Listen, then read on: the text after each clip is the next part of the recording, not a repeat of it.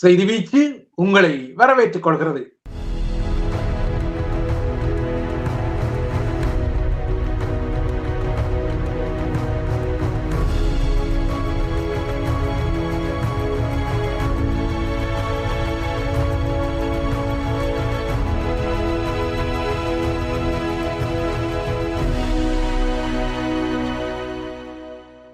இலங்கையில் போதைப்பொருள் மற்றும் மாவியா ராஜ்யத்தை தோற்கடித்துக் கொள்வதற்கென ஸ்ரீலங்காவின் அரசு தலைவர் அனுரகுமார திசாநாயக்கா இன்று தனது ரட்டம எக்கத்த என்ற மிஷனை பிரகடனப்படுத்தியிருக்கிறார்.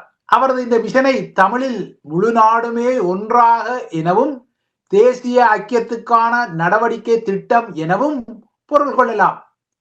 பாதாள உலகம் மற்றும் போதைப்பொருள் ஒழிப்புக்கு இனிமேல் அதிரடி ஆக்ஷன் தான் என்ற அடிப்படையில் நாட்டில் உள்ள அண்டர்வேர்ல்ட் கேங்ஸ் மற்றும் ட்ரக் கேட்டல்ஸ்களுக்கு எதிரான போராக இது இன்று பிரகடனப்படுத்தப்படுகின்றது. இந்த போர் அடுத்த ஆண்டான 2026 அரசாங்கத்தின் முதன்மையான திட்டங்களில் ஒன்றாக இருக்கும் எனவும் அறிவிக்கப்பட்டுள்ளது.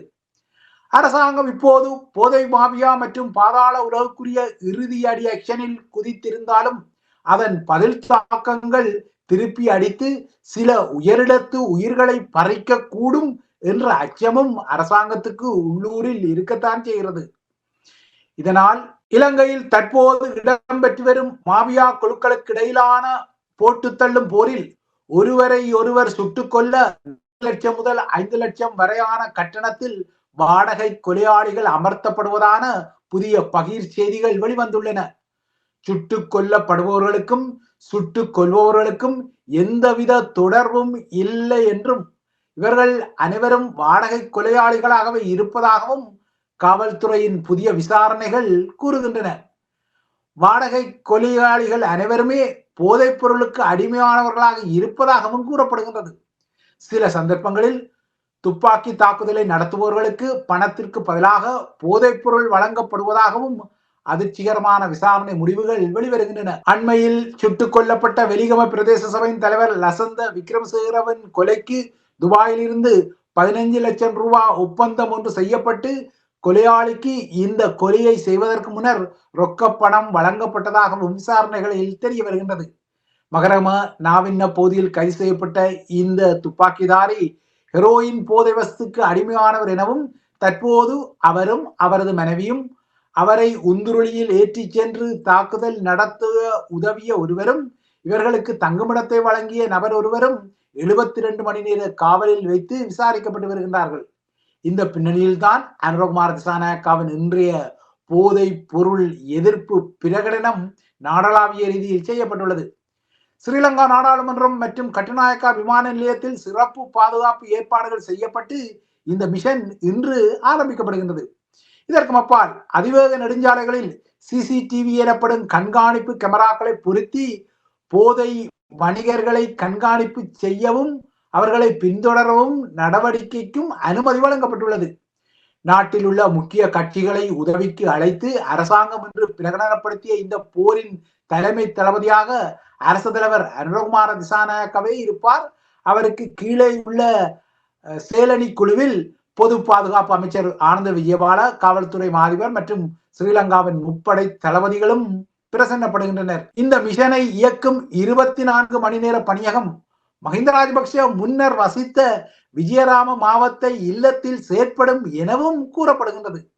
இன்று ஆரம்பிக்கப்படும் இந்த பாதாள உலகம் மற்றும் போதைப்பொருள் ஒழிப்பு ரட்டம இக்கத்த மிஷனின் முக்கிய நோக்கமே போதைப்பொருள் மற்றும் பாதாள உலகுக்கு எதிரான நடவடிக்கைகளுக்கு கிராம மட்டத்தில் உதவியை பெறும் நோக்கமாகும். இந்த நடவடிக்கையை நோக்கிக் கொள்ளும் போது ஜேவிபியின் 70களின் கிராம திட்டங்கள் வேறு வழியின்றி நினைவுக்கு வருகின்றன.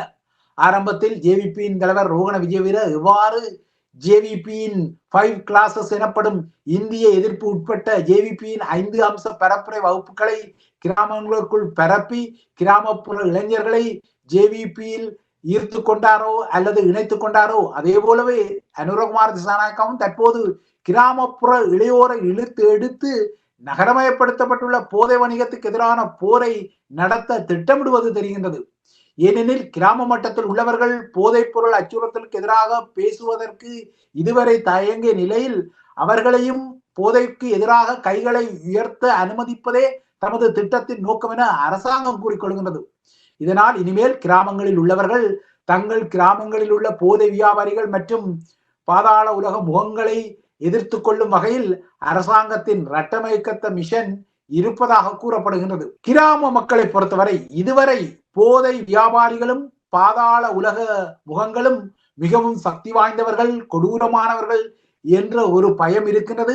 ஒருவேளை அவர்களை காட்டி கொடுத்தால், இல்லையென்றால் அவர்கள் தொடர்பான துப்புக்களை காவல்துறையினர் கொடுத்தால் போதைப் பொருள் மாமியாக்காரர்கள் தம்மை சுட்டு கொண்டு விடுவார்கள் என்ற பயத்தில் கிராம மக்கள் அவர்களை எதிர்க்க துணிவற்றவர்களாக இருந்ததாகவும், இந்த விடயத்தில் காவல்துறைக்கு இதனால் அதிக வேலை இருப்பதாகவும் அரசாங்கம் குறிப்பிடுகின்றது. இதனால் தான் மாற்று திட்டமாக கிராம மக்களையும் இழுத்தெடுத்து போதை பொருளுக்கு எதிரான இந்த நடவடிக்கையை அரசாங்கம் இன்று பிரகடனப்படுத்தி இருக்கின்றது. இதன் அடிப்படையில் போதைப் பொருள் வியாபாரிகள் மற்றும் அவர்களிடமுள்ள கும்பல்களை வெளிப்படையாக எதிர்க்க கிராம மக்களுக்கு அதிகாரம் அளிக்கப்படுவதாக ஏகேடிஆர் தரப்பு குறிப்பிடுகின்றது.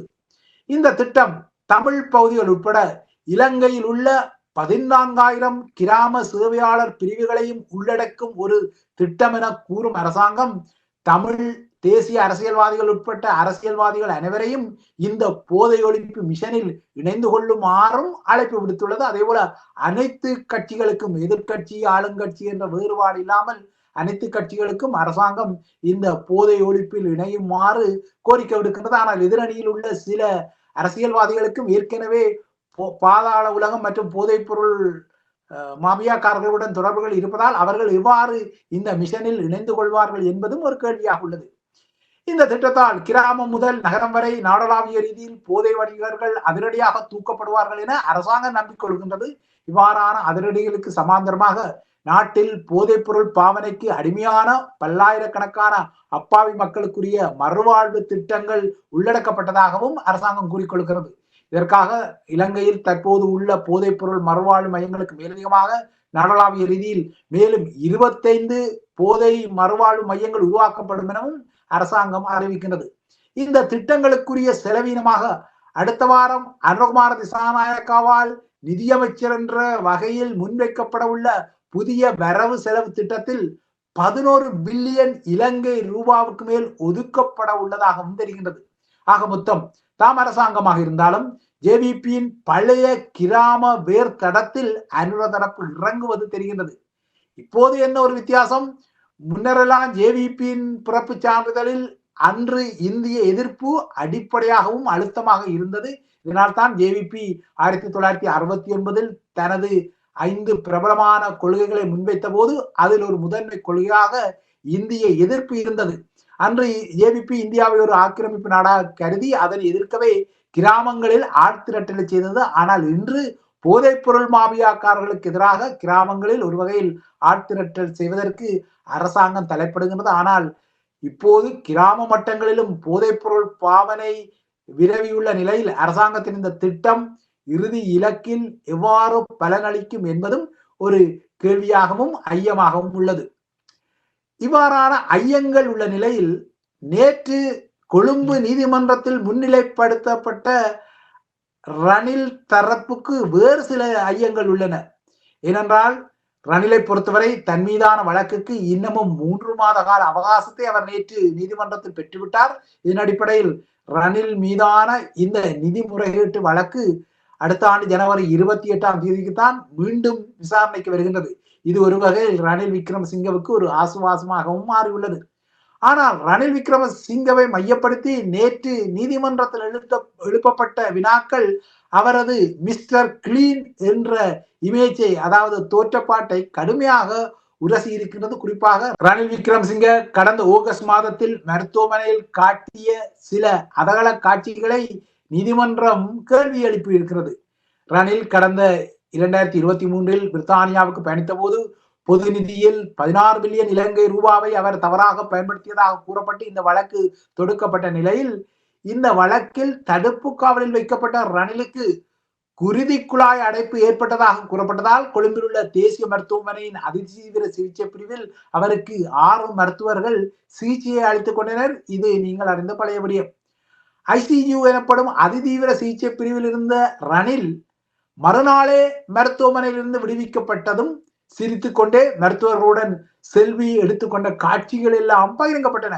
இப்போது இந்த காட்சிகளை எதிரணி, அதாவது அரச தரப்பு ஒரு துருப்புச் சீட்டாக பயன்படுத்தி ரணில் தரப்பை நீதிமன்றத்தில் மடக்க முயன்றது. உலகின் எந்த ஒரு மருத்துவமனையிலும் அதிதீவிர சிகிச்சை பிரிவில் ஒரு நோயாளி ஆபத்தான நிலையில் சிகிச்சை பெற்றால் அவர் நூல்களை படிப்பாரா, பல நபர்களுக்கு ஐசியூவில் இருந்தபடியே தொலைபேசி அழைப்புகளை செய்வாரா என அரச தரப்பு வினாக்களை தொடுத்தது. அரச தரப்பு சட்டத்தரணி குறுக்கு கேள்விகளை எல்லாம் தொடுத்திருந்தார்.